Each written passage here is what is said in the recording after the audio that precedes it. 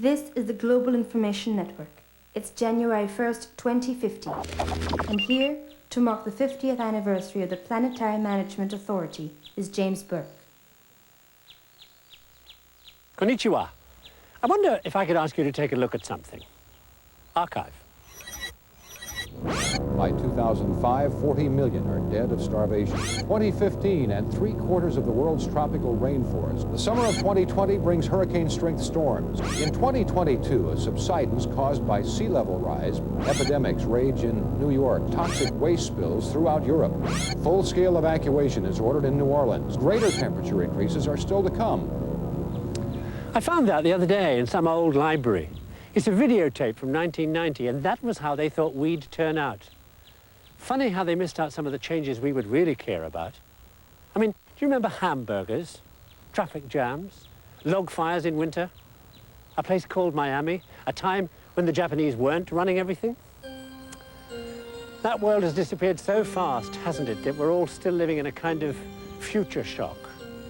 But we're only going to adapt by understanding what caused it, why climate change really happened back in the 20th century. So I'm going to show you why, with the aid of some state-of-the-art 2050s technology that I think you're going to enjoy. This technology, standby mode. I'm not in reality. I'm in the Planetary Management Authority's latest virtual reality generator.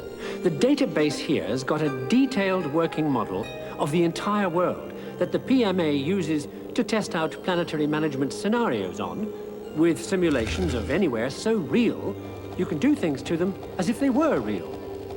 I'm going to use the generator like this, to recreate times and places from the distant past up through the 20th century to today, to look at what happened when technology first began to change the planet. When what we did started to change the weather instead of the other way round. The greenhouse effect, in other words.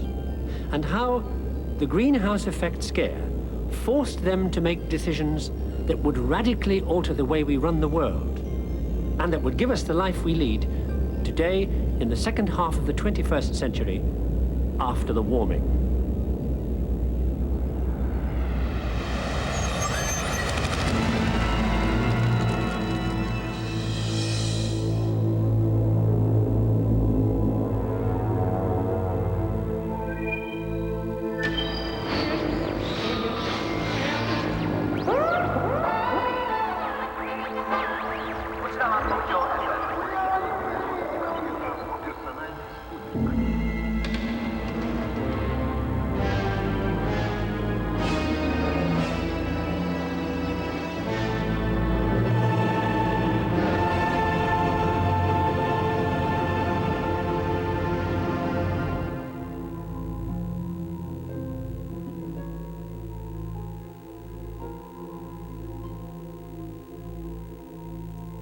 Several million years ago, a massive and prolonged drought in Africa drives our very distant ancestors out of the trees and onto the grasslands. And those of us who happen to be able to walk upright stay alive, because we can see food and enemies over the top of the grass. Those who can't become history. Well, prehistory.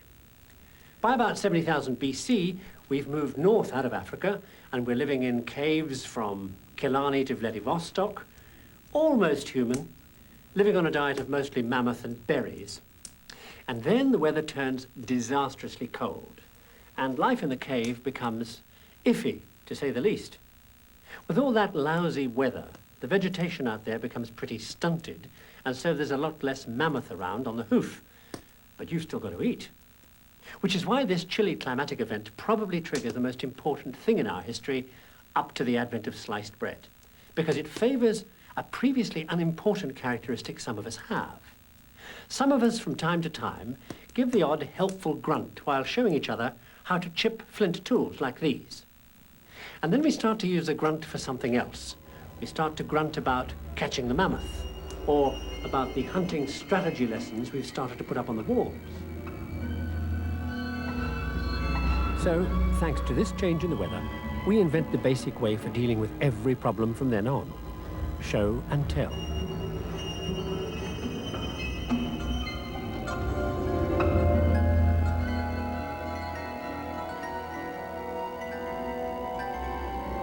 Now, what that and every other major event in human history has to do with the weather and the greenhouse effect is because both of them have a big effect on living conditions on the planet. For instance, really serious changes in the weather depend on how far we are from the sun. And every 100,000 years, that changes, because the shape of the Earth's orbit changes. And then, every 41,000 years, the Earth tilts back and forwards, towards or away from the sun. And when it's tilted away, the ice caps get a lot colder.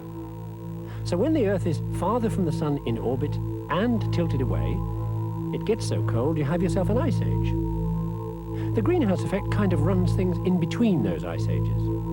The effect is caused by greenhouse gases in the atmosphere, like carbon dioxide, that stop the sun's heat from radiating back out into space. More greenhouse gas, it gets warmer. Less, cooler. How much gas there is depends on trillions of little plants floating in the ocean surface that breathe in tons of carbon dioxide from the atmosphere every year. If the weather cools down, the little plants die off. With most of them gone, more carbon dioxide gets left in the atmosphere, so the planet warms up again. When it's warm enough, the little plants multiply again. So in between ice ages, the plants act like a kind of planetary thermostat, switching us between warm and cool. Well, for several billion years, these climatic ups and downs bother only dinosaurs, mudfish, and other prehistoric non-entities. Until, as I mentioned, we turn up and eventually learn to talk during the last ice age. Now, they reckon that it took only a few thousand years for that clever language trick to spread among humans all around the planet. Well, almost all round. There were a couple of places we hadn't been able to get to. There again, the weather took a hand. I said that one of the things the last ice age did was to force us to leave home in search of food. The other thing it did was to freeze the seawater into ice, so the sea level went down between 50 and 15,000 years ago by more than 300 feet. So that search for food drove some of those eco-refugees, the ones whose descendants we call American Indians, out of their caves in Siberia, across the valley that is now the Bering Straits, to Alaska, to go on and settle America all the way down to Chile. The other place the same kind of walkabout happened was here, where the prehistoric travelers migrated across a wide plain with rolling hills and a great lake, walking from New Guinea to Australia, across what is now the bottom of the Gulf of Carpentaria. And then around 15,000 BC, the weather switched again. The world warmed up an average 9 degrees, the ice melted, the seas came back up and flooded in, and there they were, Americans, or in this case Australians, for good.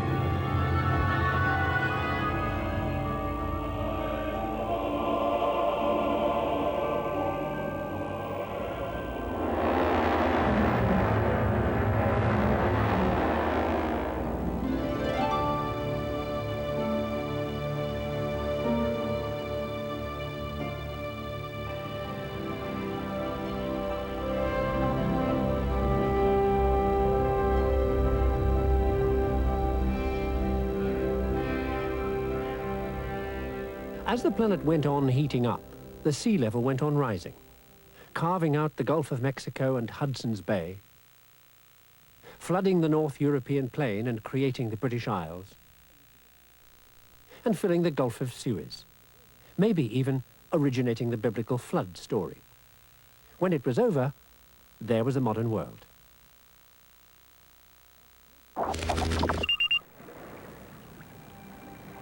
But as the seas rose, so did the rivers and lakes. So with high temperatures and plenty of moisture, around the world's great rivers in America, India, China, and the Middle East, the land became incredibly fertile. Back then, with all the holiday weather and loads of water around, and with wheat and barley growing everywhere, they were out of their caves and running farming villages in a relative flash. The most spectacular effects of all this hot stuff happened here in the Middle East, sometime around 7000 BC, probably in Iraq. They were farming so much grain they had a surplus that you could swap for things like sheep or cows. So to save them having to heave real sheep or real sacks of corn around to do deals with, they started just using tokens to represent them. Then they started pressing the tokens onto a wet clay tablet to make marks to represent, say, the tokens for 3 sheep and 3 cows. Those marks were the first ever writing, one of mankind's greatest inventions, triggered by good farming weather. And as writing spread, so did the trading it was designed for. And then around 3000 BC, this happened.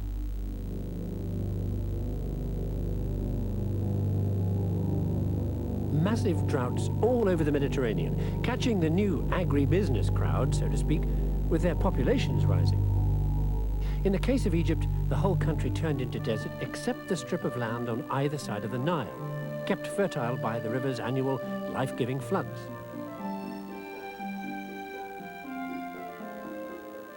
Well, the choice for the Egyptians was easy. Either you organized a way to save every drop of those annual life-giving floods, or you were a dead duck.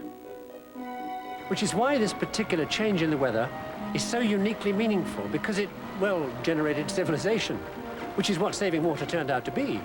Because when you can organize that, you can organize anything. All those ancient civilizations were kicked off by everything that came with running a water supply. Math to design the irrigation network, surveying and engineering to lay it out, mud and straw bricks to build it, geometry to measure reservoir volume, metallurgy to make the tools, a calendar to get the river flood date right,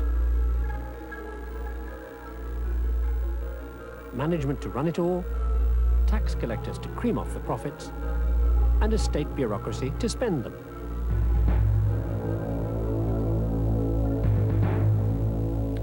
And when the ancient Egyptians had got themselves all that, they built themselves all this. The great temple complex of Karnak up the Nile. The most spectacular thing in the ancient world.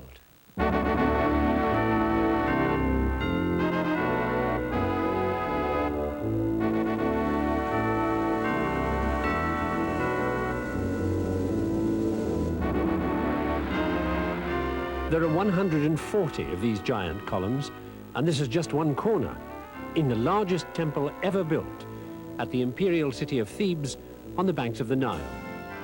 The Egyptians called this the chosen place.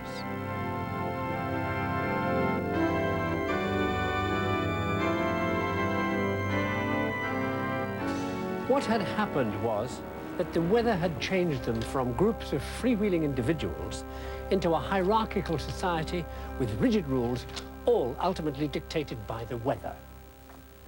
Just like the Planetary Management Authority and us today in 2050. Then, just like we do now, they got worry lines from watching what the weather would do next. That's why all over the public buildings, they went on and on about the Nile.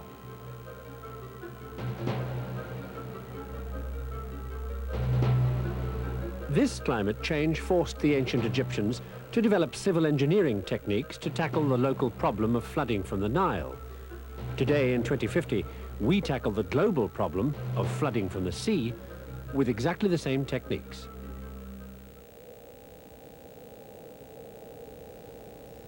The next major weather change generated a historical whodunit. What happened to the great lost civilization of Mycenae, described by Homer as the golden city of heroes, who ran the Mediterranean in 1300 BC and who won the Trojan War? Well, they might have done a bit better if they'd had a weather forecast. And since one of the things this machine is exceptionally good at is simulating weather patterns, take a look at a rerun of what the Mycenaeans had coming. Because of the drop in temperature and growing ice cap, the polar front will weaken, and the westerly Mediterranean winds are going to push further north. Here's the usual Atlantic storm track that brings wet summers to southeastern Europe and carries its rain on down into the eastern Mediterranean. But now, because of these Mediterranean winds, the system will stall in mid-Europe instead of heading on southeast. And you'll get really major precipitation here in the Hungarian plains. so you can look for a catastrophic flood watch there for several decades. So people there should head east for safety. Meanwhile, further south, the only rain around now will be brought in by the Mediterranean weather system. But, unlike the old high-altitude Atlantic storm tracks, this one's down low, so it'll bump up against the mountains of western Greece and dump all its rain. Which means that from 1200 BC, for maybe a century, you're not going to see any rain at all, beyond the western Greek mountains and throughout this entire area. And where was Mycenae? Right there, on the dry side of those mountains. Sure enough, within one generation of the fall of Troy in 1200 BC, and the start of that catastrophic drought, the Mycenaeans had abandoned their palaces and cities, and thanks to a change in the weather, disappeared without trace.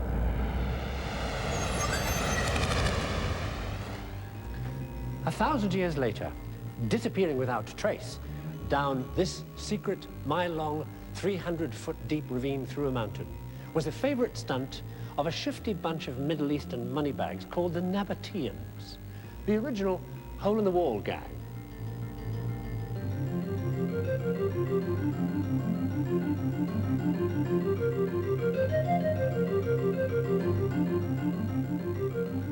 That they were able to pull this particular vanishing trick was due to yet another spectacular 8-degree improvement in the world's weather. But before I explain, take a sneaky look at what it was they were hiding down at this end of the ravine, just round that corner.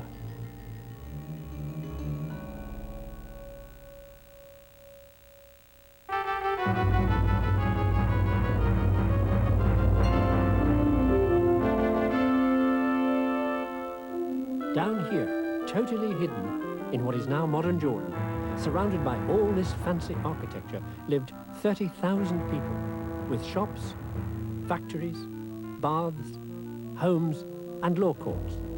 And in the middle of a barren desert, all the food and drink they could ever need.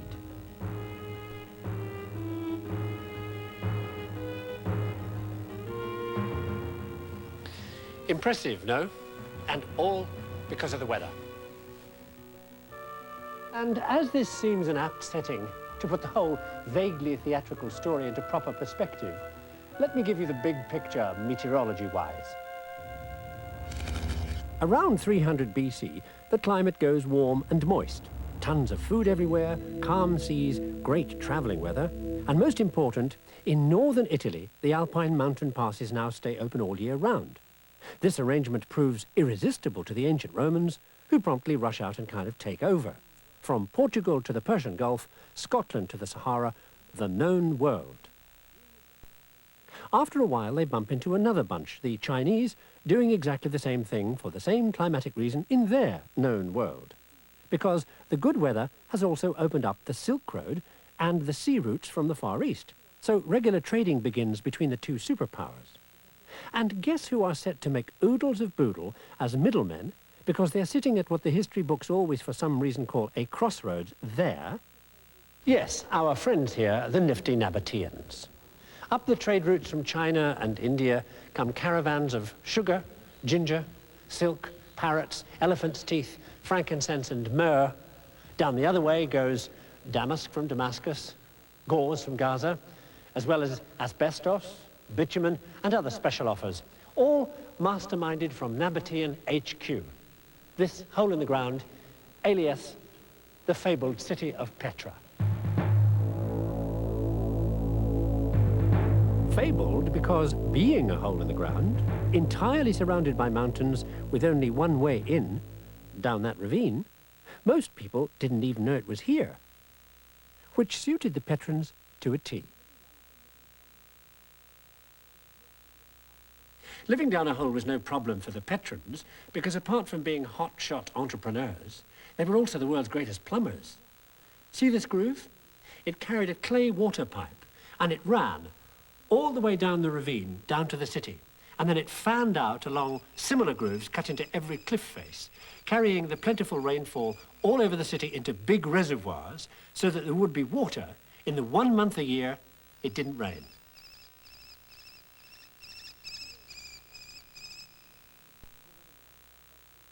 Who knows how long they might have lasted here, living in their self-contained biosphere, nipping outside only from time to make serious amounts of money, living a life so like ours in 2050. Lush, but limited. If it hadn't been for the bloody weather again. Because around 500 AD, guess what? The global temperature went down once more. Now, all over the Roman Empire, that meant different things to different people in different places. And none of it good.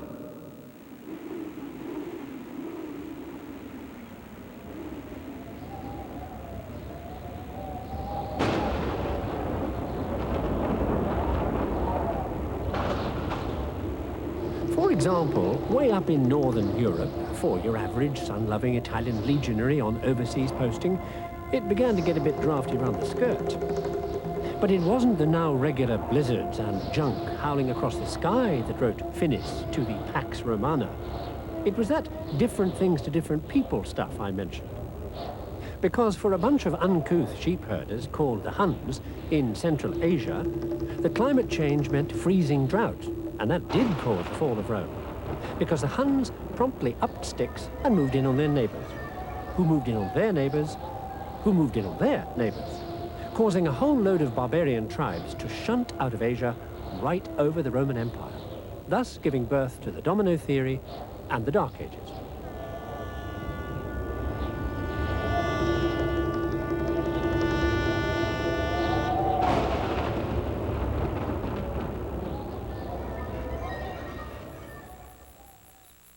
Meanwhile, back here in the mountains of Petra, never mind the geopolitics, all they knew was it stopped raining. The plumbing stopped working, the caravans stopped coming, and appropriately, in the arid conditions that were to obtain here from then on, the place became deserted.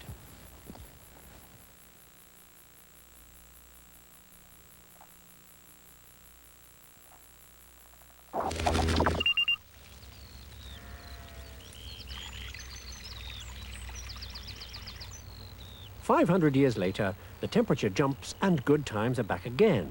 This time for a bunch of traveling crazies called the Vikings, here in the Arctic wastes of Greenland, up to this time, world's least visited place.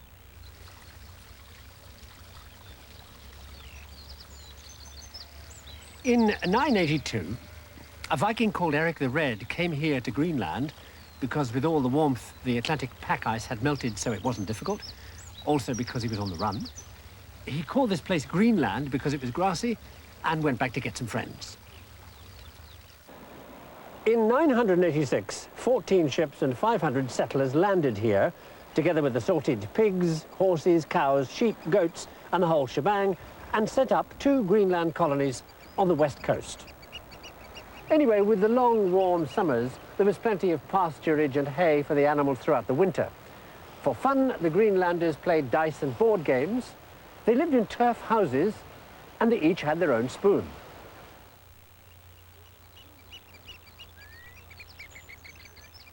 They had 2 serious problems. One of them was wood. As you can see, there isn't any.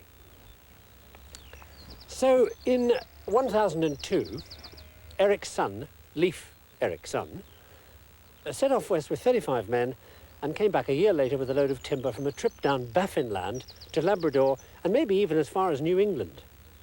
These trips became a regular event, with people even building houses and wintering over in Vinland, as they called America.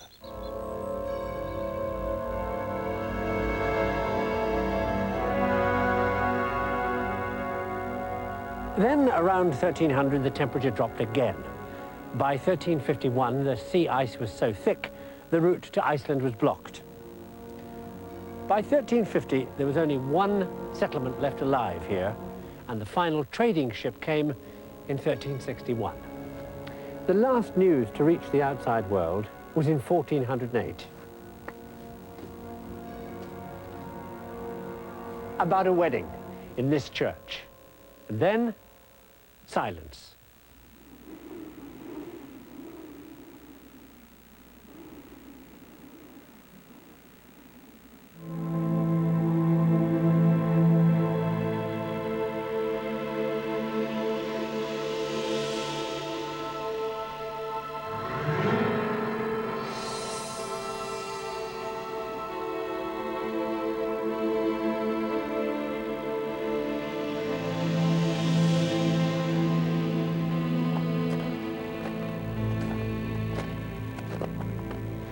Centuries later, a few of the Greenlanders were dug up, frozen stiff where they had been buried, and that revealed their second problem.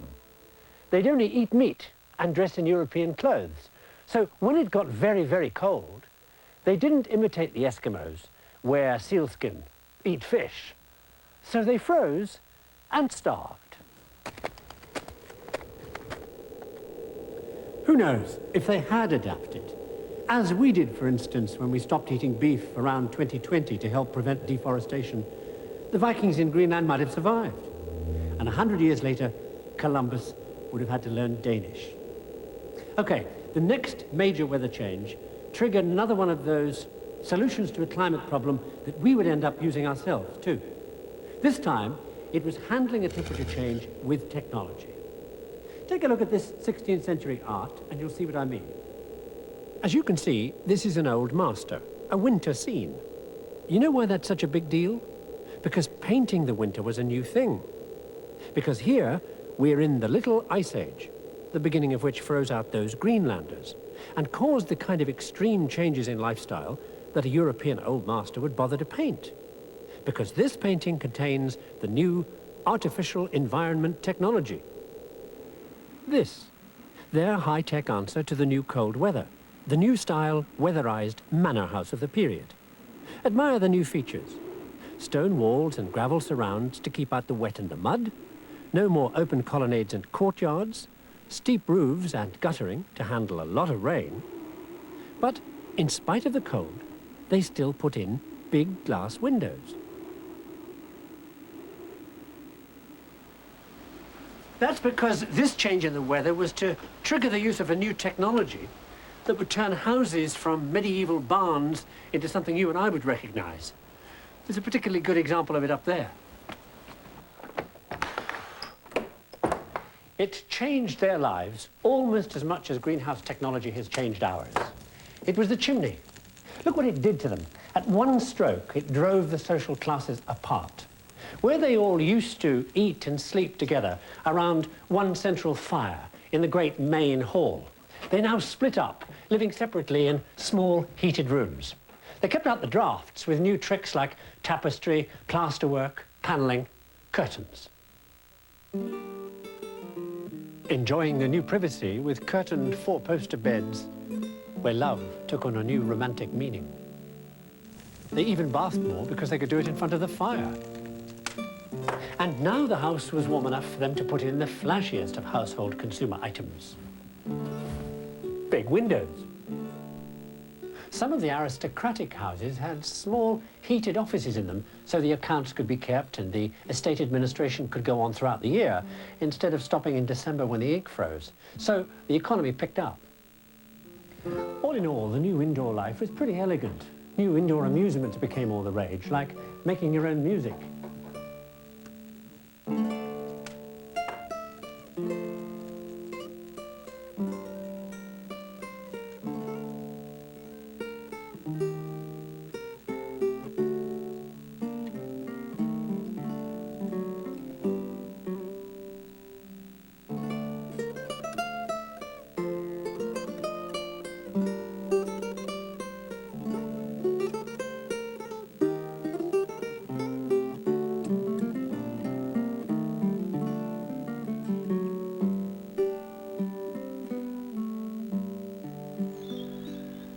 All that to keep them nice and warm.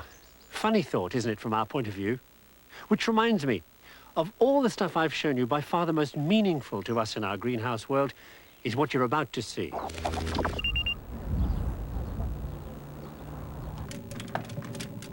This was when it happened, when the first man-made greenhouse effect began in 18th century England, because this was when the climate stopped doing things to us, and we started doing things to it.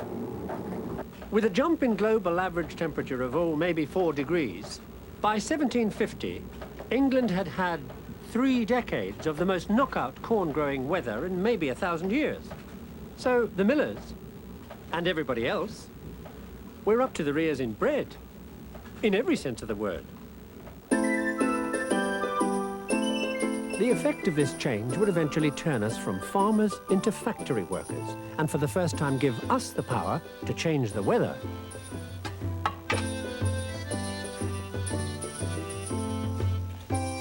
see, the rising temperature brought hot, moist summers and mild winters. And you remember that all-year-round estate management I mentioned?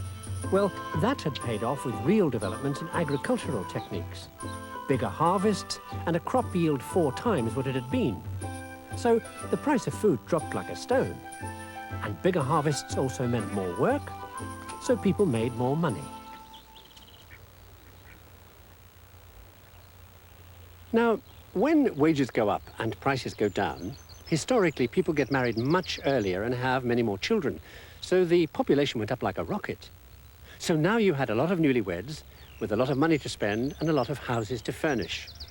What a market for household goods.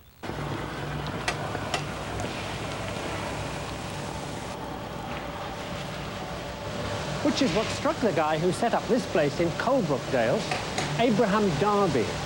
And I suppose he's one of the 2 key people who gave us the problem we live with in 2050.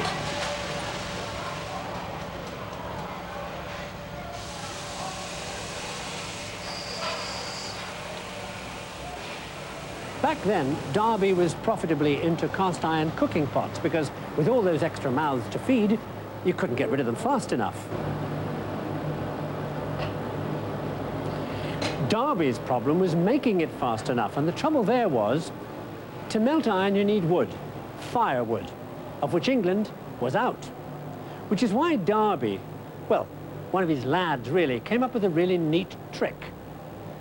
There was tons of coal around here. This place is called Coalbrookdale, but it had impurities in it and they got into the iron and spoiled it. This, coke, is coal with the impurities burnt out of it, and it will make high-quality iron just as fast. The iron-making industry took to the new idea with all the abandon of an alcoholic in a brewery, and none more so than a fellow who was looking for high-quality, dependable iron for cylinders that wouldn't crack under pressure for a new thing called a steam engine. Coke made that possible. So all because of that improvement in the weather, Abraham Darby changed the world, because his idea made possible the development of steam power, and as you'll see, the problems we live with in 2050.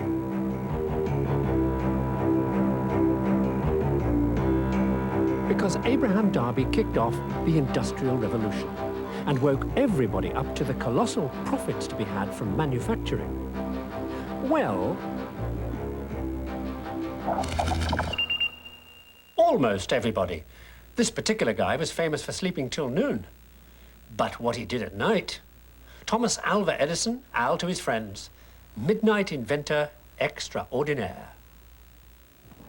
He used to say, I can never pick something up without wanting to improve on it. And I suppose in that sense he invented the idea of consumerism. But his real genius lay in finding or creating a gap in the marketplace, then developing a product to fit that gap that he could sell all over the world. Which is why he was the other fellow to give us greenhouse, because almost single-handedly, Edison invented the idea of the industrial laboratory, here at West Orange, New Jersey, and in doing so, invented inventing. One way or another, he and his backroom boys came up with no less than 1,093 different patents on everything from phonographs to automatic pens. But it was this that we in 2050 have most to thank Edison for. Well, not this exactly, but what came with it. Sockets, fuses, relays, meters, switchboards. In other words, the entire electricity supply industry. And not to labor the point, you make electricity by spinning magnets past wire coils. You spin the magnets on a shaft. You spin the shaft with a steam engine. You make the steam by boiling water, and you boil the water by burning, yes. Abraham Darby's modest idea for using coal to make coke to make cooking pots was by now fueling spectacular industrial expansion, and in particular, the fastest growing transportation system in history. Railroads.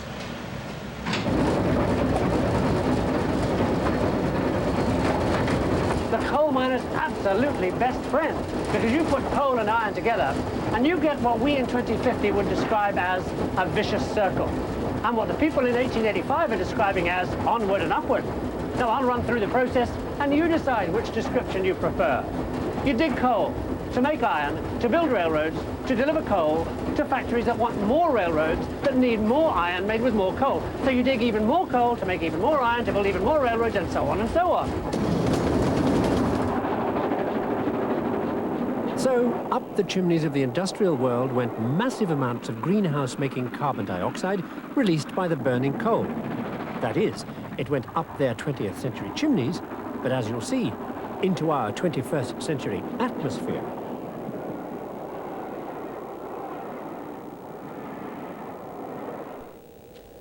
However, it wasn't all railroads burning fossil fuel and making carbon dioxide. By 1910, it was what we in 2050 would call international greenhouse lunacy of every kind, thanks to two more Western inventions. Here's the first, the idea of making guns with standard, identical, interchangeable bits, what we call spare parts.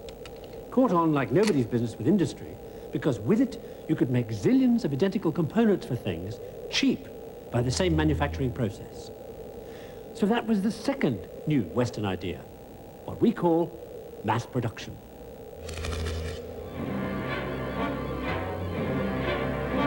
Mass production was about to do things to the entire world, because in the West, a rapidly increasing population quit the farms for the factories and the bright lights of the big city, for a new way of making money called the working week, and the new and irresistible prospect of owning things.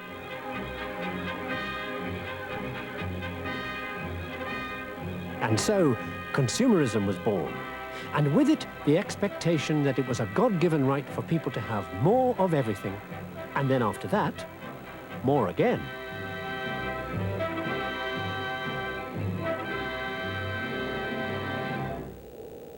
All of which kept the factories and their fossil fuel demand and production lines and materials processing going night and day, every day of the year.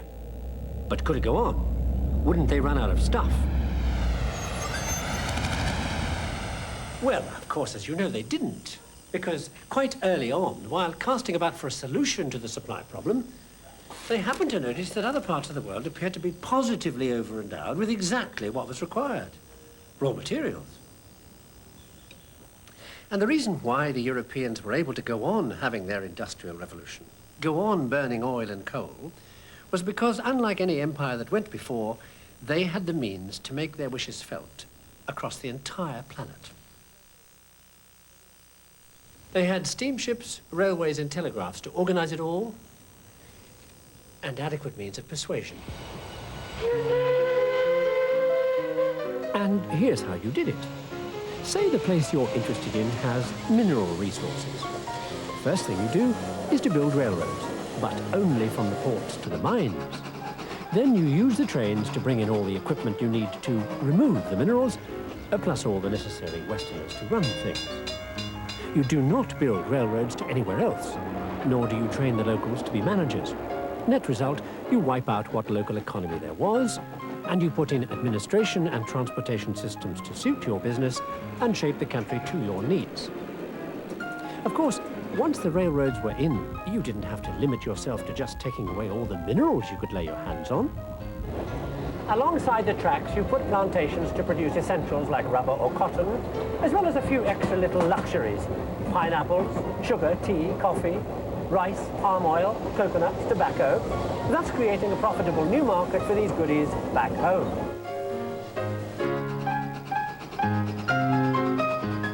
Well, it all seemed to work like an absolute charm. So massive Western investment poured out to the colonies, and back from their new ports came nice, cheap cargoes of rubber from plantations in Malaya, beef from refrigeration plants in Argentina, sugar from refineries in the Caribbean, copper from smelters in Africa, tropical fruit from packers in Central America. Bringing them all well and truly into the grip of the industrialized world. This would turn out, as you will see, to cause serious greenhouse grief about a century later, because what you had created here were banana republics, or tin republics, or copper republics, or whatever, countries dependent for their survival on one or two products and their success in the Western marketplace. I said the colonies would cause greenhouse problems 100 years later, but it was what the colonies helped make possible first.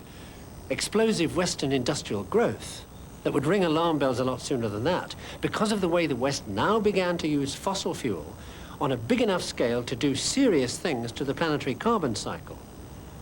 Let me show you the planetary carbon cycle at work.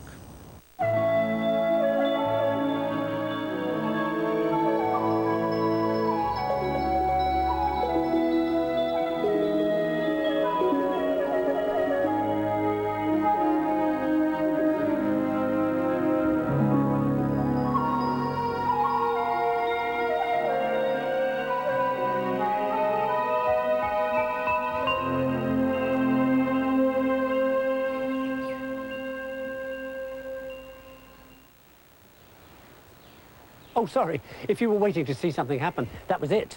The carbon cycle at work. Every living organism is part of the carbon cycle. The whole world is full of carbon, most of it locked up in rocks forever. But several 100 billion tons worth of it is free to move around in the form of a gas, carbon dioxide, a greenhouse gas. For instance, every spring, plants breathe it in to help with their growth, and then every autumn, they dump it in the form of dead leaves that rot and release that gas back into the atmosphere.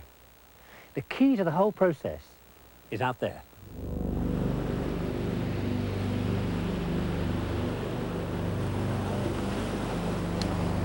The amount of carbon dioxide in the atmosphere is regulated by the oceans, because whenever there's a little excess, they absorb it, keeping the planetary carbon cycle in balance. Well, they used to, until the Industrial Revolution and the new lifestyle it created.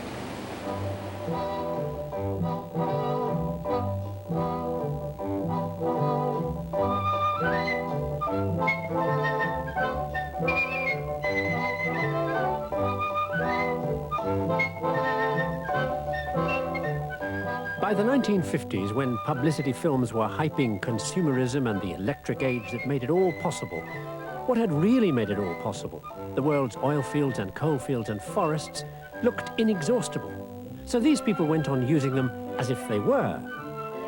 By 1957, this freewheeling lifestyle was dumping greenhouse gases like carbon dioxide, nitrous oxides, CFCs and methane into the atmosphere at a rate of over 5 billion tons a year, and nobody knew it was happening. But they were about to.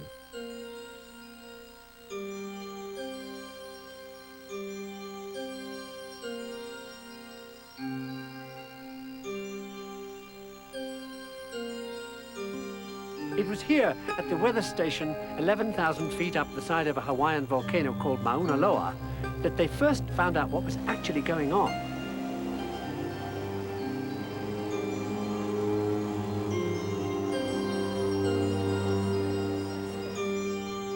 At the time, people had been looking at ice cores drilled out of the Greenland ice cap, ice cores that contained trapped air bubbles, frozen in the snow that stacked up year after year in ice layers. An annual atmosphere record. And they had 160,000 years of those ice layers. They analyzed all the air in those bubbles, and they got this. Over thousands of years, here's the carbon dioxide level in black going up and down, see it? But look, here in blue is a temperature rise, shadowing it almost exactly.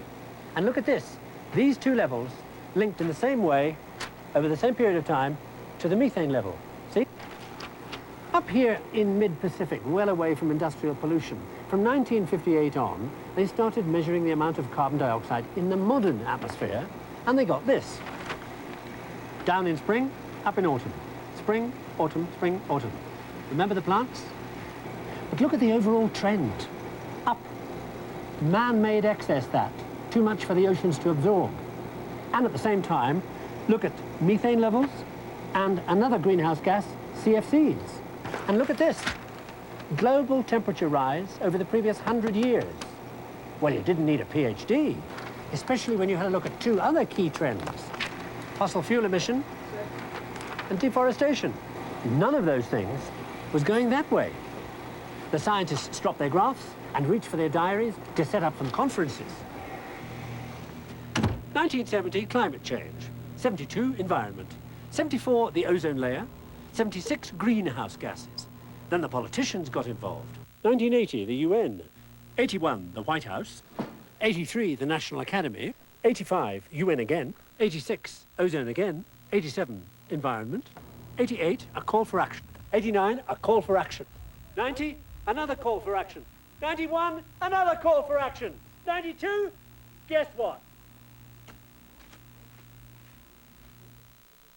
And while the talking went on, the data people were producing amazing climate change computer models. You divided the planetary surface up into nearly 2,000 squares and the atmosphere into 9 levels. And then at each point where those 17,000 boxes of air joined, you worked out how dozens of constantly varying climatic conditions could interact. With a colossal number of calculations to do, a simulated 10-year run could take a supercomputer 100 hours. And even then, the results were pretty primitive. And not everybody agreed with the end results anyway. The aim of all the models was to work out something we already know, of course. How soon the amount of greenhouse gases in the atmosphere would double, and when we would get global average temperature rises of between 10 and 15 degrees. And that date depended on which computer model you agreed with, 2030, 2050, or 2075. That uncertainty wasn't good enough for some people. We need more research, they said. Maybe it's not going to happen at all. Or if it did, it would take thousands of years, like these things always do. Well, as you know, that turned out to be wrong.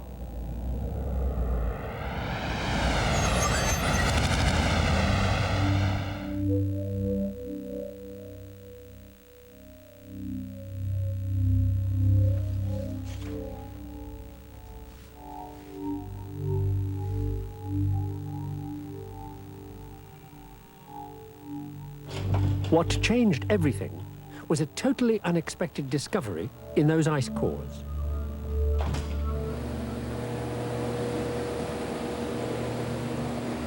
It was all like a detective story. This is a section of ice core drilled out of the Greenland ice cap, which is always there, whatever the climate. And the air bubbles trapped in the annual ice layers, the older, the deeper you go, contain what happened to be in the air over Greenland at the time. One set of those bubbles revealed something about what the weather could cause that was different in every way from all it had caused throughout history: the development of language, the beginning of civilization, the disappearance of Mycenae, the rise and fall of Rome, the Vikings in America, the great medieval freeze-up, all of that peanuts compared to what the bubbles in this slice of ice core told them. I said that ice core bubbles contain what's in the air at the time, or anything blowing in the wind. 10,720 years ago, when this froze, the wind from Canada started to blow in the pollen of a flower.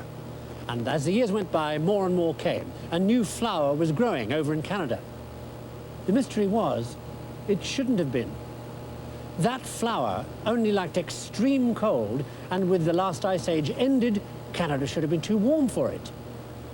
So what had happened here? They found another clue in the same bubbles. The composition of the air in them confirmed a catastrophic drop in temperature. But why?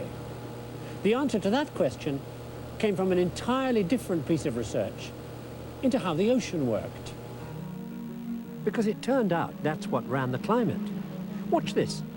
Here's the Gulf Stream, flowing on the surface, warming up as it comes through the tropics, north up the Atlantic. Around Iceland, the winds evaporate a lot of that water, so the water gets saltier.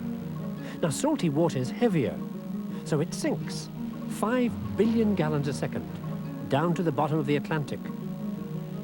Then it flows south, an underwater river 20 times bigger than all the rivers in the world, then east, and then north up the Pacific, where it hits the continents and comes back up to the surface, where it turns south and eventually comes back down through the tropics, heating up as it goes, to become the warm Gulf Stream again.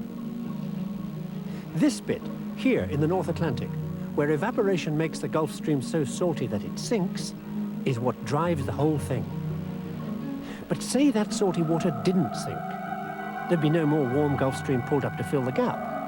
And with no more warm Gulf Stream, the temperature up here would drop. So the ice cap would expand, with worldwide consequences, just like it did 10,000 odd years ago. But for the Gulf Stream not to sink, it would have had to be less salty. And what on earth could do something on that kind of scale? This did. A giant prehistoric lake in Canada, held back by an ice wall that melted as the planet was warming up after the Ice Age. So billions of tons of fresh lake water suddenly poured down the St. Lawrence into the Atlantic, making thousands of square miles of ocean surface, Gulf Stream water, too fresh to sink, stopping the entire ocean circulation. So, no more warm Gulf Stream coming north, so a massive fall in temperature, an expansion of the polar cap, Ice Age conditions worldwide. That was the key to everything. Change the saltiness of the Atlantic, and you change the world's weather. And here was the kicker. I told you the amount of pollen built up gradually as the temperature went from warm back to Ice Age. I didn't say how long it took. Only 70 years. Back in 1989, when they found that out, they realized something horrendous. If the opposite happened and the Atlantic became more salty, the temperature might rise just as fast as it had once fallen. But the water would only get more salty if it evaporated more. And that's just what was going to happen when the world warmed up, thanks to greenhouse effect. Well, do we have one small flower to thank for what they did with that knowledge?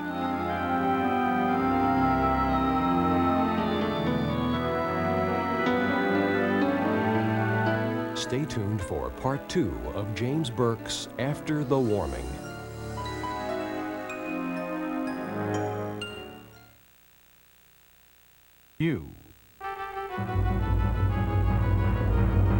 This is the Global Information Network. It's January 1st, 2050. And here, to mark the 50th anniversary of the Planetary Management Authority, is James Burke. Konnichiwa. This time, I want to use the Management Authority's virtual reality generator to move on and see what happened between 1994 and 2050, and to trace the way the 20th century greenhouse effect scare turned out to be a trigger for something much more important, which is why I'm going to concentrate on what the greenhouse effect did to us and how that led to an entirely new way of managing the entire planet.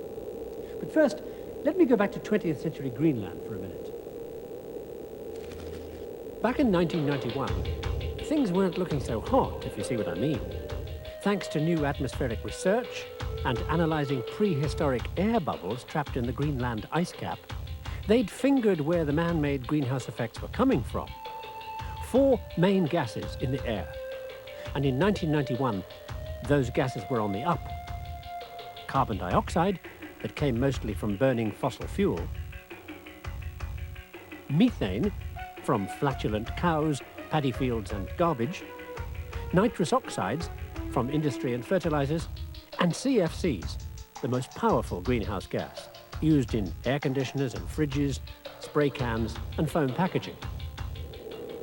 The big question was, how soon would the greenhouse warm-up start to take effect? That 10-degree drop 11,000 years ago that they'd discovered in those ice cores had thrown the Earth back into an ice age in only 70 years, just because of a change in the saltiness of the Gulf Stream. So, would the heat come just as fast?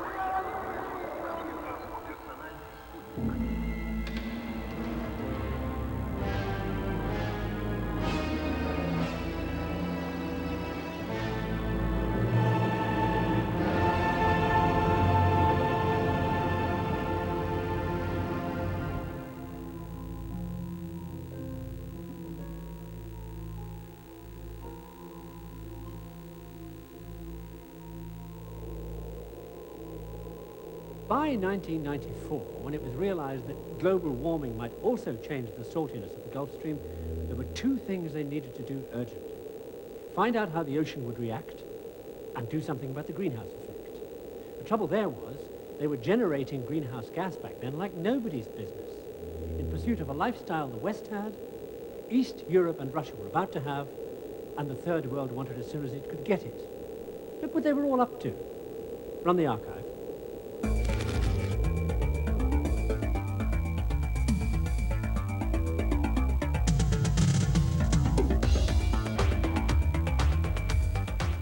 What you're looking at here is the average 20th century oil-dependent Westerner making greenhouse by throwing the world away after one bite, dumping 1 billion pounds of oil-based plastic packaging a year, trashing 600 million trees a year in junk mail and newsprint, spewing out 140 million tons of carbon emission a year from gas-guzzling cars.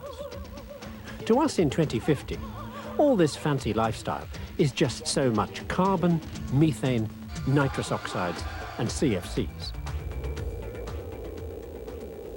So back in 1994, that was your great-grandparents sending the Western greenhouse gas levels that way. They were the first bunch. Now for the second bunch, who were about to do more or less the same thing. Up to now, they'd done a pretty good job of generating greenhouse because their technology was old, leaky, energy-intensive, obsolete junk.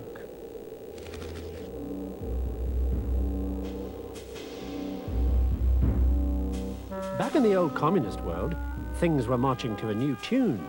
Consumerism was now flavor of the month, and so was increased industrial production at any cost. No problem, they were sitting on the world's second biggest coal reserves, already burning 1 billion tons a year. Pollution you wouldn't believe. Their power stations put out twice the Western carbon levels, and they'd quadrupled output since 1950. And one of the ways they were planning to pay for modernization was by exporting coal.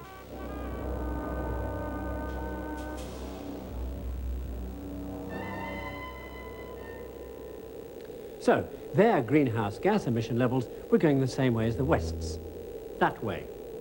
And if you included China, where there was a plan to give every citizen a CFC-making fridge by the year 2000, up was putting it mildly. So what about the third bunch?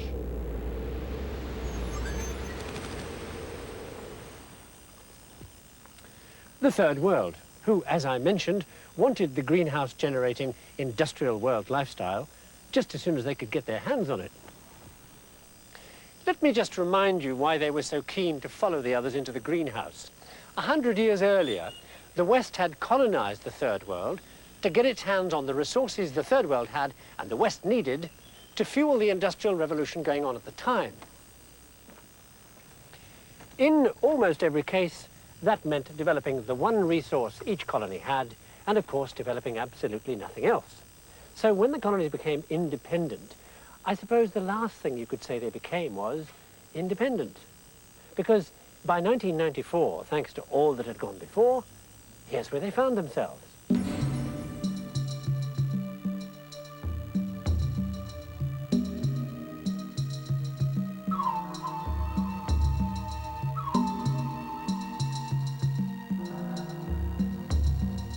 Well, if you were just passing through, the places looked okay, but almost everything they had was a Western import.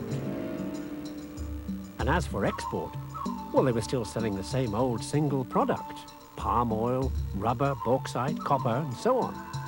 Still stuck with supplying industrial world markets. And if demand for whatever it was dropped, they were in deep trouble. So they were desperate to diversify, industrialize, provide a Western lifestyle for their own people, if only they could afford it. Fortunately, Western aid was there to bridge the economic gap.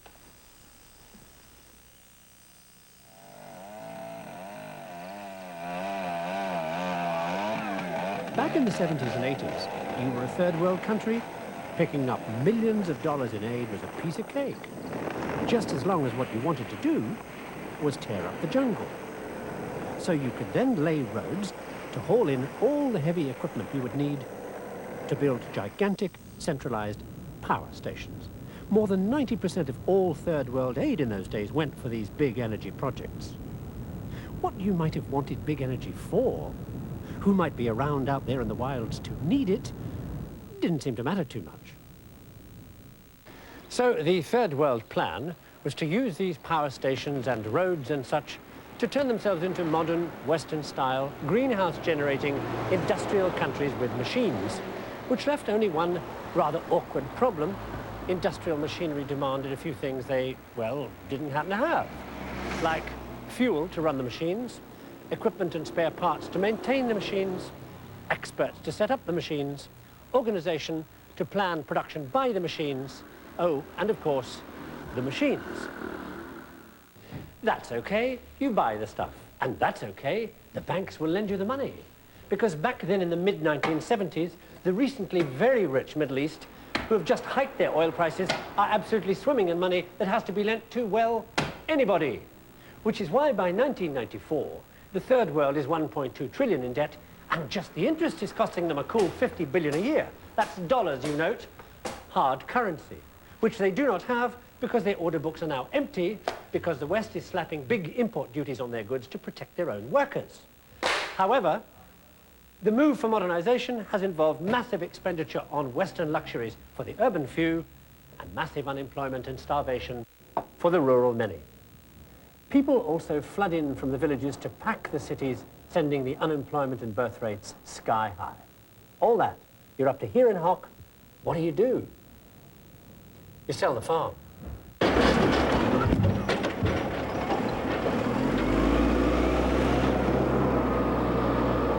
So, by the mid-1990s, the developing nations are stripping themselves of any natural resources they happen to have to pay off their debts, which jump 4 billion if the interest rates go up by 1%, which they do frequently. And if they've got anything left after that, to pay their fossil fuel bill. Now, about the quickest money raiser around is your friendly local rainforest. All you have to do is cut it down and sell it. The Japanese are crazy for tropical hardwood and will take anything you chop. This in turn causes massive increase in greenhouse gas because the missing trees no longer absorb carbon dioxide. And the fertilizer you now have to put in the forest clearing to make things grow there emits another greenhouse gas, nitrogen dioxide. But after a while, with the trees all gone, the soil is no good whatever you put on it. There won't be a tropical tree left standing by 2075. So there you are, the late 20th century. Top to bottom, Western consumers, East European industrializers, Third World asset strippers. Each one doing their thing, and you'll love this, in the name of what I believe they used to call the good life. But to at least one small group of people, by 1994, the forecast long-term effect of this good life on the planet was looking distinctly unhealthy. Population 9 billion by 2027 and rising, most of it Third World. Economic growth rate 3% a year. Oil and gas production falls. Coal production goes on rising. Atmospheric carbon emission from fossil fuel rises to 11 billion tons. Methane emission doubles. Carbon emission from deforestation doubles. Result, an average global temperature rise of up to 10 degrees at the equator and nearly 25 degrees at the poles, and all that that brings with it. I said this information mattered to one small group of people. I should have said one group of small people. These, your grandparents, born in 1994, and probably the first generation whose health would be so closely affected by the state of the planet, which, as you have just seen, looked increasingly in need of intensive care. The media got so worried about this, they made their own prognosis. The first indications of the catastrophe to come begin to strike in the last years of the 20th century, when a series of massive droughts ravages the USA, the Ukraine, and the wheat fields of Eastern Europe. Tropical rainforests have now been destroyed.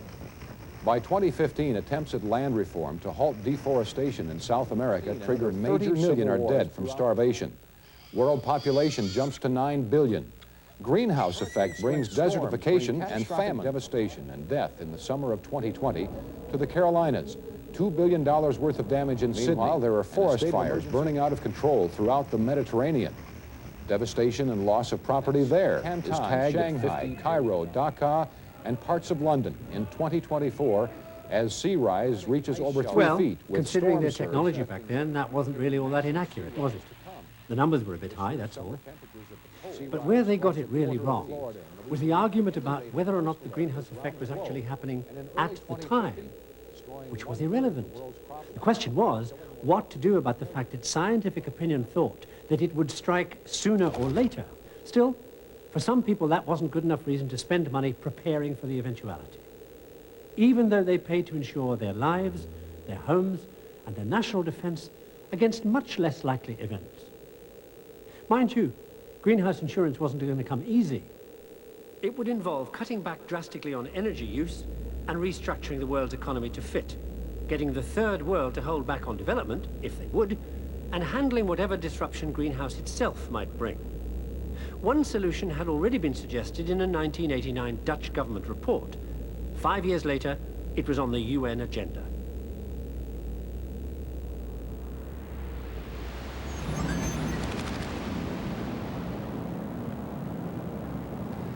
Like medicine, it was hard to swallow, but effective. It looked at the problem in terms of time. Stopping the greenhouse effect by cutting fossil fuel use dead would be economic suicide. But how long could they take to do that? It would need an immediate halving of global carbon emissions from 6 billion down to 3 billion tons a year for the next 100 years to hold the average global temperature rise to about 8 degrees by the year 2100. In 1994, at the UN, delegates heard how that could be done. The total global carbon budget over the century to 2100 would be 300 billion tons. Split that 50-50 between the industrialized nations and the third world, and then divide that out based on each country's average emission, say back in 1990, and the size of their adult population. That gave everybody a fixed share of carbon, and how long it took to use it up would depend on their rate of emission. And that's when some people got a shock. At her rate, Portugal, for instance, had 111 years' worth. But even super-efficient Japan only had 82 years left. The US would run out of her carbon emission rights in only 11 years. And look at Luxembourg.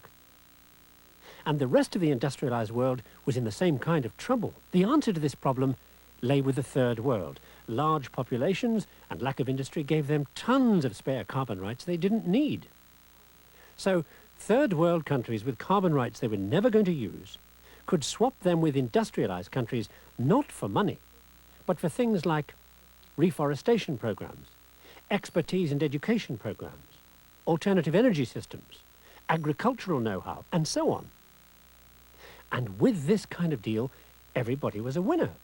The third world got the know-how it could never otherwise have afforded, and all the industrialized nations got the extra carbon emission rights they needed.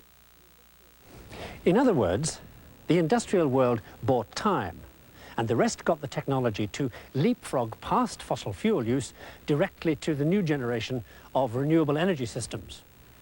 Anybody broke the agreement, nobody did business with them. So now you can have yourself a timetable. The advanced nations cut emissions 75% by 2030, and the third world catches up with those levels by 2050. I mentioned medicine. Here's the medicine. To pay for a fund to help the third world get started on this plan, any time an industrialized country uses fossil fuel, it pays an extra 6% tax into the fund. Well, you can imagine how the first world sitting here in the UN reacted to that proposition.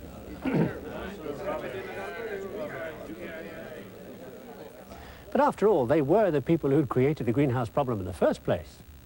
So when did they go for it? No. No. No. 2000.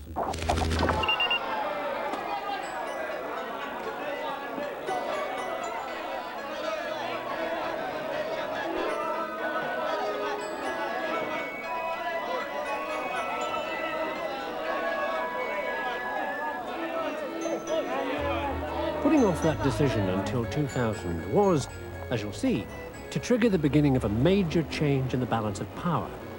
And I suppose a long-term change in lifestyles, too, because of the advantage the delay would give to the Eastern Pacific Rim countries, Taiwan, South Korea, Singapore, and above all, Japan.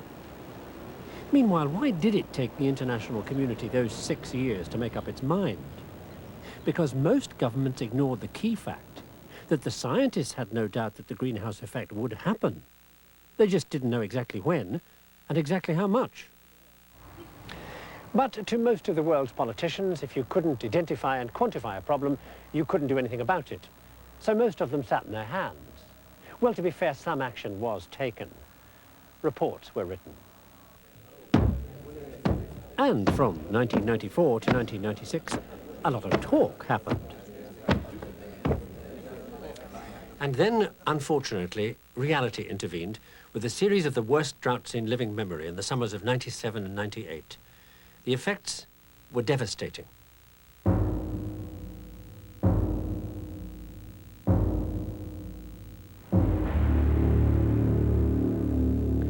The problem was, back then, American grain fed most of the world, and the reserves usually lasted about 90 days. This time, as the farms began to fail, the reserves went down to just 40.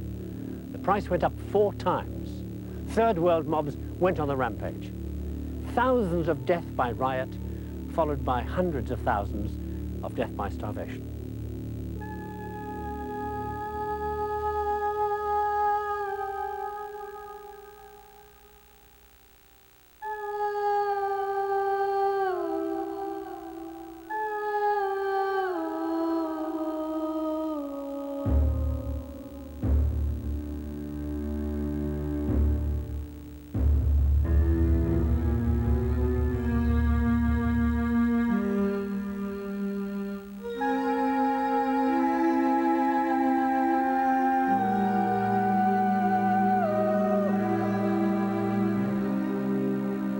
Then, at the end of the century, the problem shifted out of the Third World refugee camps and into comfortable Western living rooms. In 1999, the US was stopped in its tracks by a third catastrophic drought that dried up all the rivers and water holes, wiped out half the country's farmers, and for the first time in her history, the US was short of food. It was perhaps no coincidence, given this situation, that the Pacific Rim, led by Japan, really started to flex their economic muscle in the political arena, pushing hardest of all for greenhouse action, because whatever happened, they would win. If the rest of the world decided to cut back on fossil fuel use, and especially oil, that would be nothing but good news for the Pacific Rim. Japan was 4 times as energy efficient as the West already, and only burning half the fossil fuel she'd been burning 20 years before. So, while the West retooled away from fossil fuel, the Pacific Rim could grab the markets. That may be one reason why the first full-scale planetary management computer model was Japanese design. Then, events accelerated. 3 major military confrontations in the Persian Gulf began to change people's attitudes to fossil fuel. In 1999, multinational troops were back in the Middle East again. And by this time, the US was importing more than half the oil she used. Which is why this was to be the turning point in the whole story.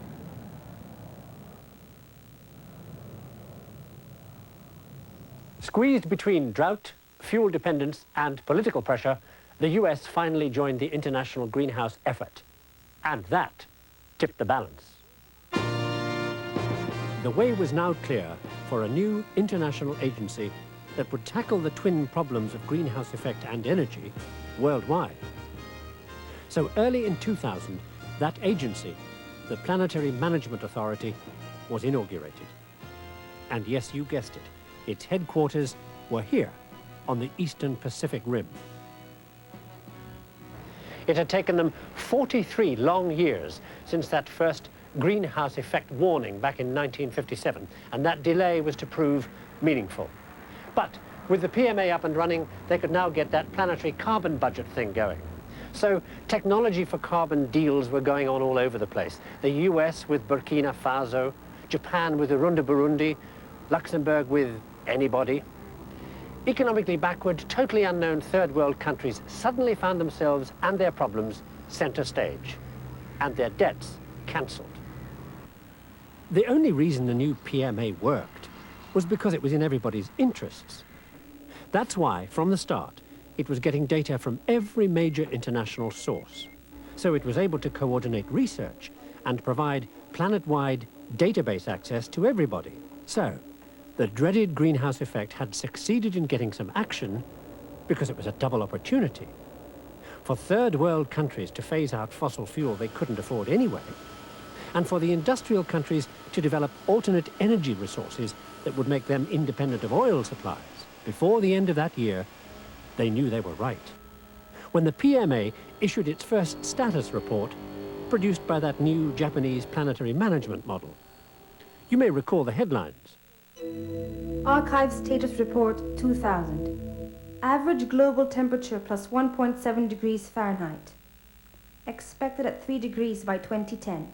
Sea level plus 1 foot. Forecast. Repeated African droughts, increasing tropical hurricanes, rapidly growing global refugee problem. No accurate data yet on the deep ocean reaction to greenhouse. Okay, time to move on.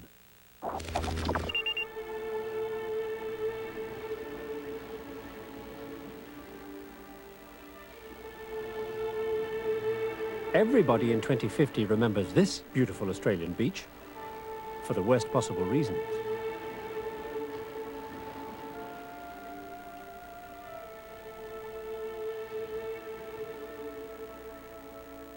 Here in 2010, along the coast from the city of Darwin, came the action that was to give this decade the bloody name it has in the history books. A pity when you think about how well they'd been doing up to that point. Back in 2002, the first thing the PMA had done was to make the Atmosphere Fund international. And to pay for that, the second thing they'd done was to put the wind up everybody about what those planetary forecasts meant.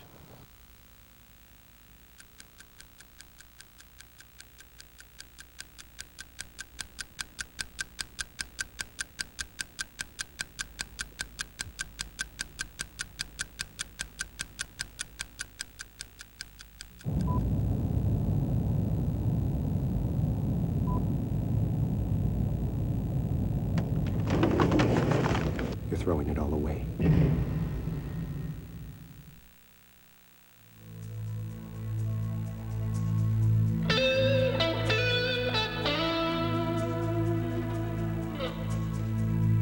Daddy?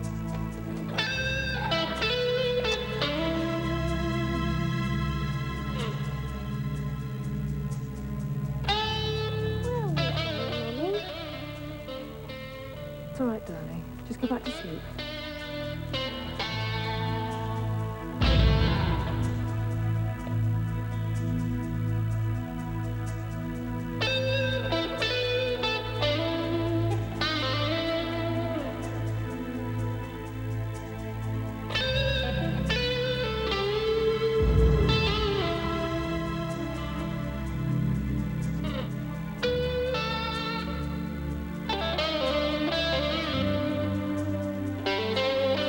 I don't like it.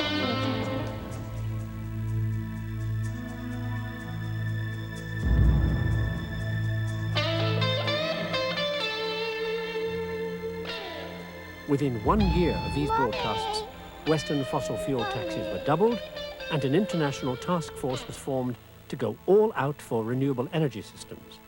And the public paid up. Energy independence was the new catchphrase. The media campaign had worked. But the real trouble for most people with this great planetary plan approach was, okay, you cut back on the oil and the coal and the gas, and how do you stop the lights going out? Not to mention the economy.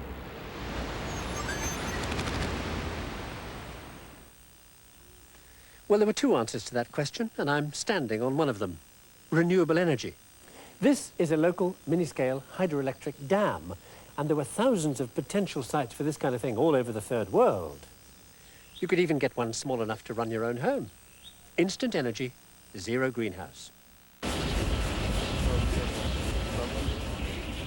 Here was another trick. Wind power over just the US alone was equal to about 870 billion barrels of oil a day.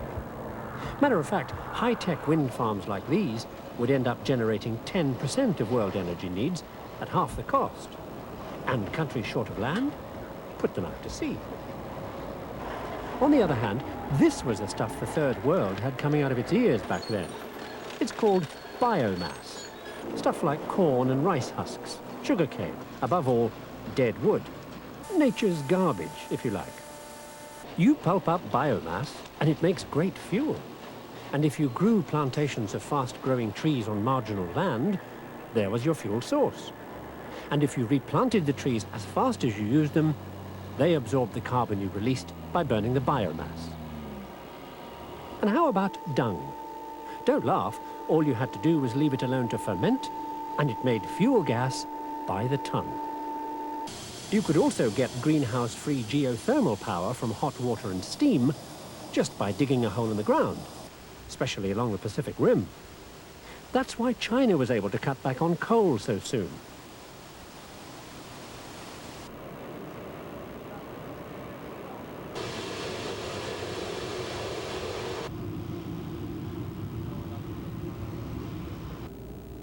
But by far the most promising renewable was solar power. Back then there were two kinds. This one's solar thermal power. You reflect sunlight onto pipes filled with oil, and the boiling hot oil then turns water into steam that turns a turbine and gives you electricity. On any scale, from mega power to farmyard. And zero greenhouse. But because it needed direct sunlight, its use was a bit limited. That's why we have these things all over the deserts in 2050. Solar cell technology was a lot more flexible. All you need here is light. It hits electrons in the silicon cell, the electrons move, and basically that's electricity. And by 2003, they were mass-producing strips of this stuff cheap. Power on any scale you chose, no matter how remote the site. And because they also worked in cloudy weather, you could use them all around the planet. You cover land the size of Nevada with these things, and they would generate enough electricity to meet the world's demand, and no greenhouse. There was one other way to cut back without pain besides renewable energy, and that was to get efficient. I know it looks quaint, but back then, this zero greenhouse, energy efficient dwelling was the latest. The irony was, all the technology in here was already generally available to cut home energy use in half, and that was quite a saving. Buildings were using the equivalent of OPEC's entire oil production every year, and putting 900 million tons of carbon into the atmosphere in doing so. You crack that problem, and you could really drink to success. So take a look at some of the things they could do, even back then. Heated cavity walls, made in new high insulation materials. Modularized environment control hardware. And all run from your own energy management screen. What will the weather be like? Forecast for today, variable cloudiness with some sunshine. There is a chance for a couple of showers or a thunder shower. High temperature 75 to 80. Tonight, Thank you. Give me environmental control for the ground floor of the house. If the temperature rises above that, cool it down to that. And while you're at it, close the blinds.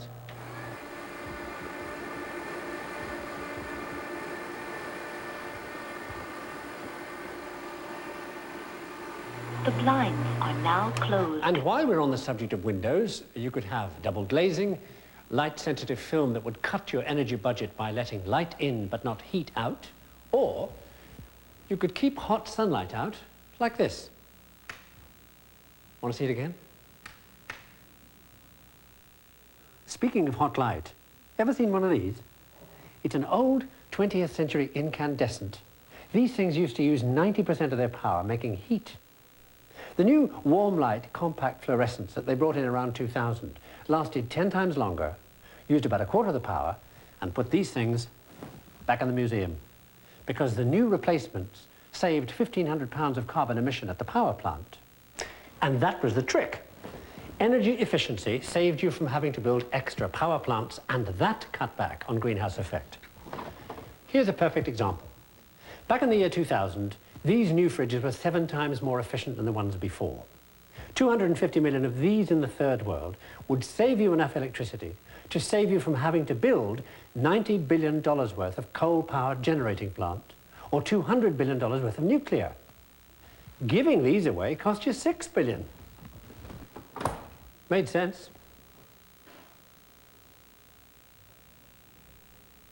Well, as you know, all this caught on like a house on fire, if you'll forgive the phrase.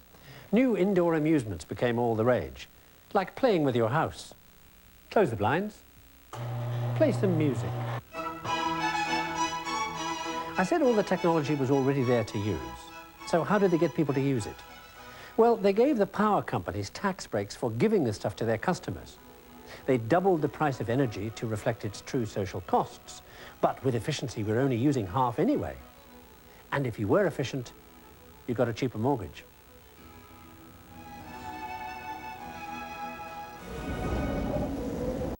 Right.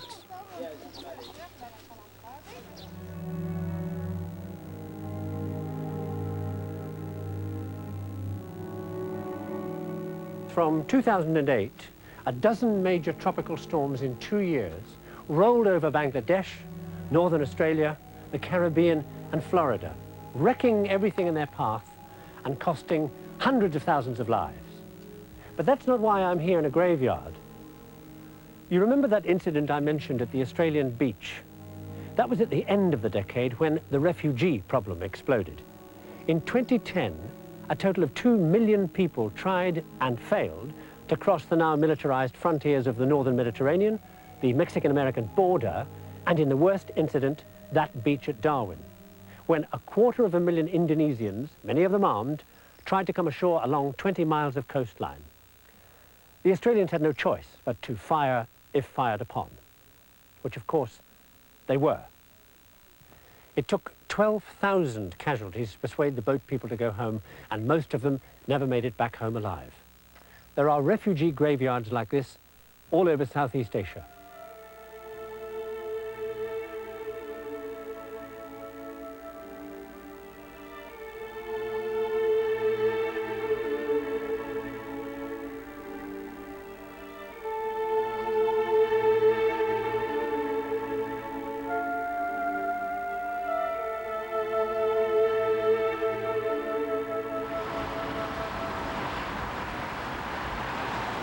Meanwhile, if you still had a car, too bad. Governments began to copy what the Italians had done in Milan back in the 1990s. They slapped massive charges on anybody driving into the cities. Mind you, with traffic like this, you didn't do too much of that anymore. And anyway, with telecommunication costs dropping like a stone, more and more people were already working from home, coming into town only once a week or so. So the car wasn't the business essential it used to be. So that cleared the way for another idea you know very well in 2050. This, which was why the cities themselves began to change, because those higher energy taxes I mentioned paid for extensive new high-tech underground mass transit systems. Clean, too.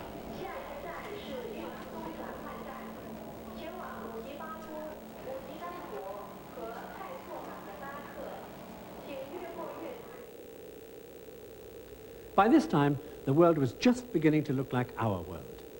In 2008, a series of major accidents at nuclear power stations around the world brought the decision that nuclear phase-out was probably a good idea. By 2009, carbon emission trading was already buying the third world expertise and technology transfer in eco-agriculture, industrial management, power generation, family planning, reforestation. In 2010, the next PMA status report came out. Temperature plus 3 degrees, sea level plus 1 foot 2 inches. Carbon emission reductions on target. Technology transfer to the third world accelerating. Special relationships developing between America and Africa, Europe with Russia and South America, China with Japan. Over 2 million deaths from starvation. Forecast. High temperatures in Siberia, Western Canada, New Zealand. Continuing droughts, American grain failure, increasing death by starvation, more extreme weather. Temperature rise by 2020 expected at 5 degrees. There is still no news on the deep ocean. Okay, the next decade. 2010 to 2020 was when local energy systems really began to change things. In the industrialized countries, people started moving out of the cities to live and work in small communities. Some of the more developed small third world countries were becoming energy independent for the first time ever.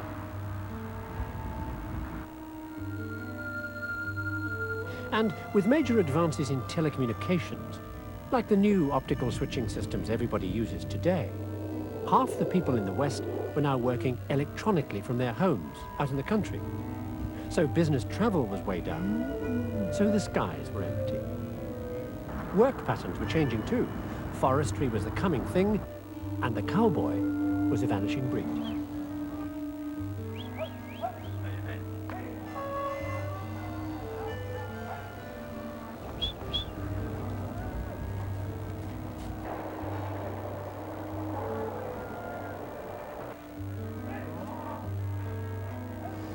This was one of the new integrated mini ranches. Well, some people might call them a beef museum on account of the fact that this was the decade when we finally stopped eating beef.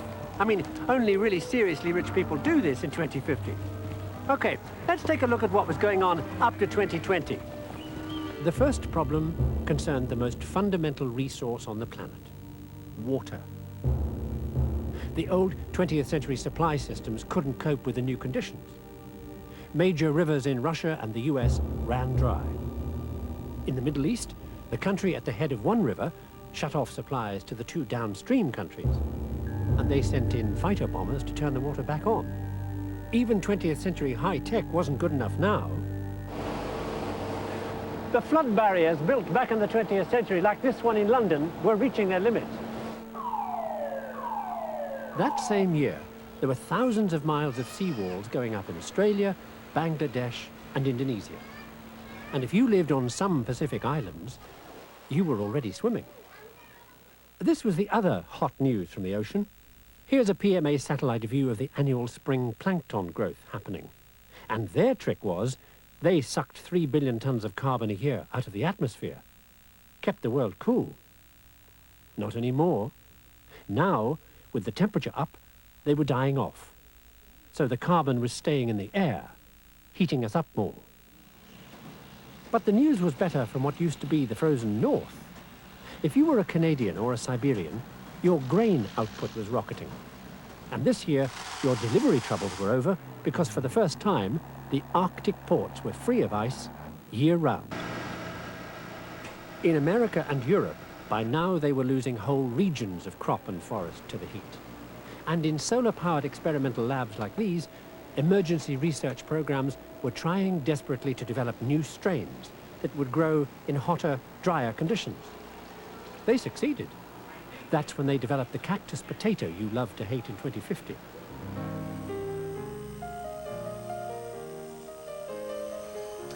I mentioned forestry. That's because this really was the decade of the trees. With the plankton gone from the oceans, the forests were the only other hope for taking carbon out of the atmosphere that we could do much about. Third world deforestation was way down, and they'd traded their carbon emissions for some of the most advanced forestry techniques in the world. Techniques that were changing what a forest was. Look, this is about to be a fancy trick that not all of you may be familiar with, because this is not what it appears to be. Down here, a cocoa plantation, but up there, a pine forest.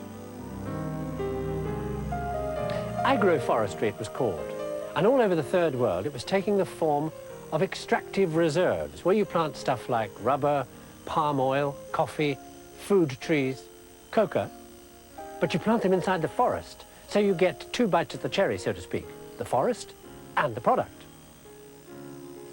And alongside this mix and match, the straight 800,000 square mile global tree replant program that would eventually suck 780 million tons of carbon emission out of the air every year. In every sense of the word, as I said, forestry had become a growth industry.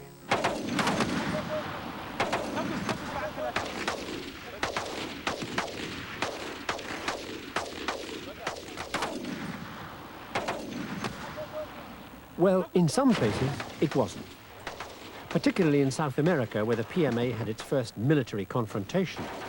Down here, there'd been a vicious guerrilla war going on for 50 years, ever since the local cattle barons had grabbed thousands of acres of farmland for ranches.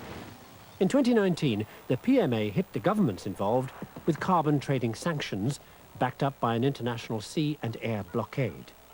It worked. South American land reform was forced through, and the guerrillas started coming back out of the forests. And with land reform came the real end of deforestation. The 2020 PMA status report was mixed news. Well, at least deforestation was now off the agenda. Status Report 2020. Temperature rise is at plus 5.4 degrees and sea level plus 2 feet.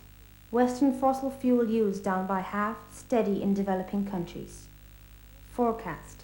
Major vegetation loss is in the US, Europe, southern Russia. Continuing worldwide water shortages. Long-term sea level rise. There is still no good data on the deep ocean reaction. So, those forests were finally safe. Half gone, mind you, but safe. Protected, it must be said, by the sky-high taxes on beef that had already begun to shut down the great South American ranches, as early as 2012, that put paid to the great American hamburger and cut the methane emission from flatulent cows. Okay, one more stop before the modern world.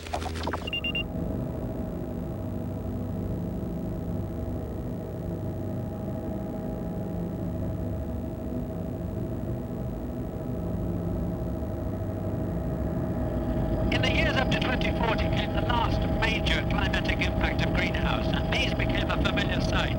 The rescue choppers patrolling the world's coastlines as the seas warmed up and expanded, and sea level rose and settled 3 feet above where it had been before. Now 3 feet doesn't sound like much, but even from the PMA satellites you could see what effect it caused. In China, 200 million have been flooded out. 50 million refugees in Bangladesh, and a fifth of the country gone. Unfortunately, most of the 500 million people at risk worldwide from sea rise lived in the third world. Egypt, for instance, has lost half its industry. A lot of the North European manufacturing centres have either gone or they're on stilts. And if you own property in southern Florida, well, now you don't. But sea rise didn't just cover land. In 2030, the sea started breaking into coastal cities' sewage systems, causing massive epidemic breakout. And in 2035, it started breaching toxic dumps. And over the next couple of years, these choppers were really busy evacuating people in maybe a dozen countries. And then, in 2039, came the next mandatory forecast. Only one thing mattered. They still didn't have any data on the potential long-term effects on the deep ocean. But apart from that, out there, it really began to look as if the PMA were finally getting things under control at last. The closer we've been getting to the mid-century target date, the more the PMA's been churning out status reports on the effect of their 50 years of crisis management. Because that's really what it's been all along. And you know the result. It's cost 20 million deaths from starvation and flood. Fortunately, there was just that one nuclear exchange in the Middle East. They went through that 10-year recession after 2000 and the fossil fuel cutback, but they came out of it with renewable power systems and the energy independence that gave every country. Of course, we still have local wars over raw materials, but the worldwide conflicts of the old oil-dependence days are gone for good. We've reached the fossil fuel cutback target, okay, mainly because the PMA vets everybody's energy use now. The big difference is in the way we live, I suppose, because the real international commodity now is knowledge. And that's where that old 20th century Japanese attitude to education really paid off, especially in the new China-Japan Federation. But it really doesn't matter where you come from now. There's nowhere on earth you can be out of touch today. So most people live in small towns and villages. Self-sustaining is the buzzword these days. And as for how the world looks, well, the 20th century wouldn't recognize us, would it? We've got a lot of forests, and forests have solar panels. Scotland wasn't always like this. Nor was Kansas, or Central Australia, or the Riviera, or even Massachusetts. So, there it is. I guess all in all, the PMA gets mixed reviews. But what else would you expect? It took 50 years to change people's habits. The hardest thing of all has been getting everybody to recognize our common interest. Come to think of it, Inner Mongolia still doesn't.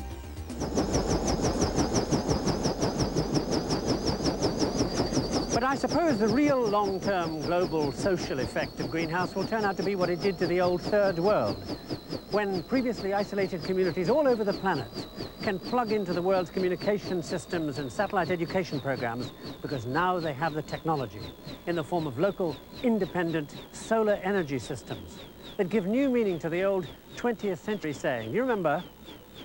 Power to the people. Okay, quit. Well, here we are back in the real reality of 2050. I hope you were impressed by the magic machine here. You better be. We're going to be needing it. Come out to the PMA data center and I'll show you what I mean.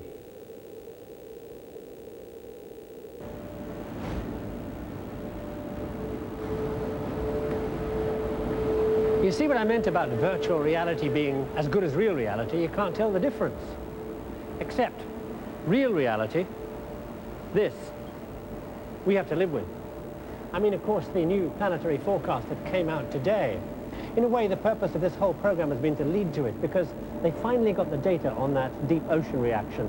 The reaction, you recall, that was always going to take 50 years to show through. So I don't suppose there was much the PMA could have done about it anyway. Still, never mind the excuses. Take a look. This is the ocean circulation system called the Atlantic Conveyor. Normally, warm Gulf Stream water going up the surface of the Atlantic is evaporated by the winds up here. That makes it saltier and heavier, so it sinks to the bottom and pulls more warm Gulf Stream water north from the tropics to fill the gap it leaves behind. That sinking mechanism drives the whole system along. Now, just suppose the conveyor slowed down. With less warm water coming north, the temperature should drop, right? But the greenhouse effect has changed all the rules, because now there's a massive amount of extra carbon in the atmosphere.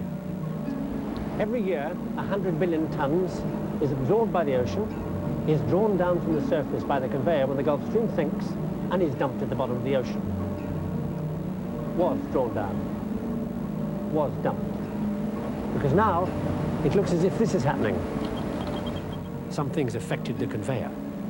With the global change in the weather, all that rainfall and melting sea ice have diluted the North Atlantic Gulf Stream, so it's now much less salty than it used to be. The whole system has slowed down, taking less carbon down, leaving more in the air to warm us up more over the next 50 years at least, maybe twice as much. So you know what that means. Real carbon cutbacks. Emission levels down to where they were in 1800, before the Industrial Revolution. I think we're going to be a planet covered in trees. I wonder what that'll be like.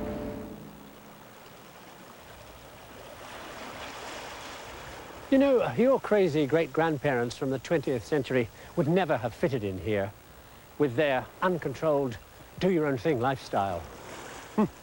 Too little, too late, all that did for us. But I suppose some good did come out of it. We have a world we take care of, a Pacific Rim world, clean, high-tech, efficient, renewable, community-conscious, above all, orderly. Still, it's a pity you can't rewrite history, isn't it? We might have avoided so much of it. Especially those 20 years between 1980 and 2000, when all they did was argue about whether or not they wanted planetary insurance. I was thinking about that the other day, you know, the 20th century attitude towards things, the attitude that's caused us all this grief. It always reminds me of that joke about the fellow who falls off the skyscraper. You know it?